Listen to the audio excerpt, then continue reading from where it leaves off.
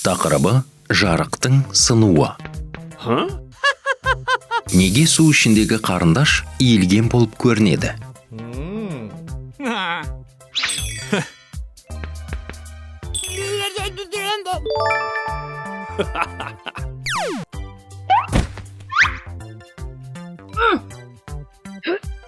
Вау, бұл өте керемет фокус болды. Енді мұнда қарашы.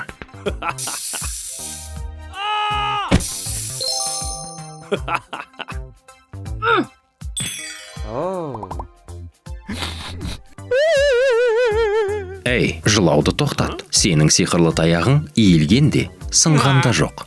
Қарашы, ол бүтін. Бірақ сенің сиқырлы таяғың судың ішінде неге иілген болып көрінгенін білесің бе?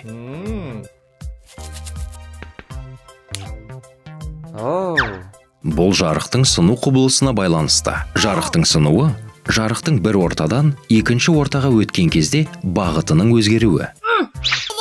Сен қалай ойлайсың? Бұл жерде қандай екі орта бар? Білмейсің бе? Оған қам жеме.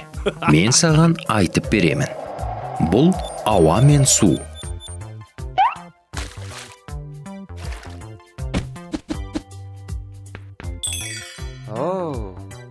Сиқырлы таяқтың ұшынан шыққан жарық сәулелері судан ауаға өткенде бағытын өзгертеді, яғни сынады.